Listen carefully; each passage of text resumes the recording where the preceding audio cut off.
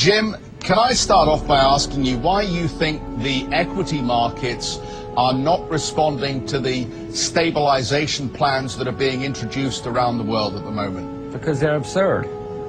They're preempting the collapse of the dollar. If gold goes to 1,500, that's not because dentists are suddenly busy, filling people's teeth. It has to do with the fact that the dollar is imploding. You've got the increasing budget deficits in the U.S., but one thing about treasuries is that the Fed has the ability to buy treasuries and literally print dollars. So you're kind of dealing with a fiat currency, and that means that rather than treasuries collapsing, you might have the dollar collapse. China is buying lots of this stuff, gold bullion. They can't get enough of gold bullion. India is buying gold bullion. China's buying gold bullion as a way to hedge themselves against these things. This is Warren Buffett toilet paper. Warren Buffett toilet paper here, the U.S. dollar. It's going to zero. The United States will face debt burdens in the future that would make the U.S. look like a third world nation from a public finance perspective. Now, we are in the process of setting up an economic crisis much worse than the one we think we solved. The currency crisis is coming, Larry. I know you think King Dollar is potentially coming back, but it's not. But one thing I want to stress, this crisis, nothing has been solved. That should be clear. We have unemployment at 26-year highs. We have teenage unemployment at all-time records since they've been taking records. We now have a financial system that's completely based on moral hazard, too big to fail. All the big banks left standing believe that they are immune from any future failure because that's what happened in the last year. That's what Tim Guyton has told them. That's what Larry Summers has told them. And crazy things happen when you have a financial system like that. Now, the conventional wisdom is you can't have back-to-back major financial crises. I think we're going to push that. We're going to have a look and see whether that's true. The next 12 months could really be exciting. People could be very positive, but we are setting ourselves up for an enormous catastrophe. We are still concerned about more credit losses to come over the following months. The second leg of the option arm resets and all-day loans has now commenced. And money is just pouring into all sorts of assets because people are getting very, very worried about inflation and the loss of purchasing power of paper money because central banks are just destroying the value of paper money, they're debasing the currencies, and that's why stocks, commodities, precious metals, everything is going up and the value of paper money is going down. I mean, I tell you, when you look at the United States, you cannot imagine that they can solve their problems. It's not a recovery. It's a cover-up. The next country that is very vulnerable would be, say, Japan or the United States, and also in Europe, within the EU, we have the so-called PIGS, in other words, Portugal, Italy, Ireland, Greece, and Spain. And these are countries that are quite vulnerable. We see lots of ripple effects going on as the global markets try to rebound from this deep recession that they've been in the last couple of years. What are your metrics telling you? What are you seeing?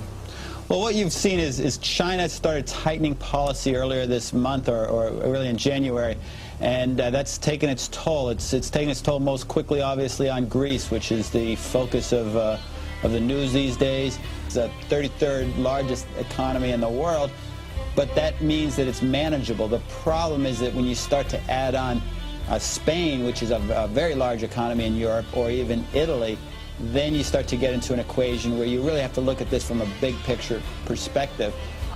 The new opposition frontbencher Barnaby Joyce has raised the spectre of a global economic armageddon. The coalition spokesman for finance has questioned the world's priorities in holding climate talks in Copenhagen at a time when he says governments are still confronted by huge financial risks. He says those risks include potential loan defaults by governments here, and that's earned him a rebuke from the Prime Minister, who's accused Senator Joyce of gross economic irresponsibility. Senator Joyce has claimed the United States might not be able to repay its foreign debt and could spark an economic Armageddon. He's also claimed that some Australian states could default on their loans. Well, I mean, sovereign debt defaults throughout history has been very common. For centuries, sovereign states have defaulted on their obligations. Usually it happens because they borrow too much and just can't pay. Now here we are, 1 year later in September of 2009, and they're talking about the possibilities of a recovery. The employment situation hasn't improved much. I don't think that employment will improve very much. It may stabilize but not improve much. They're saying that the stimulus program is now working.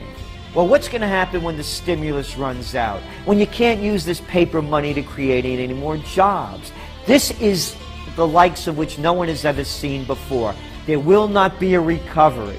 We're going into the greatest depression. People better grow up about it. The jobs that have been lost forever. We committed $11 trillion to the financial system. So no wonder that with such a massive policy stimulus, the markets and the economy have recovered. The question is how we're going to pay for it over time.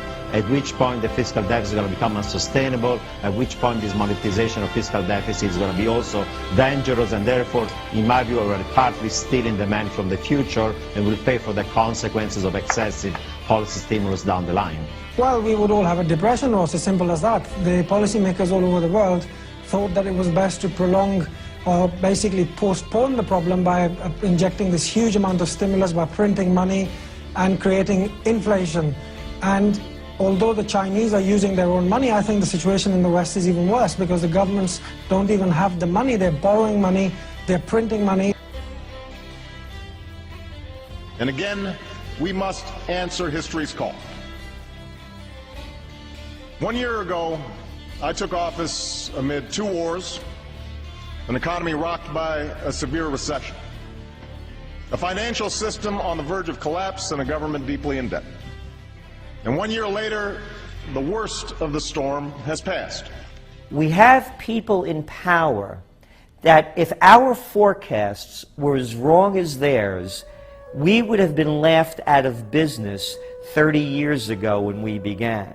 Why would people believe Ben Bernanke? Why would they believe President Obama?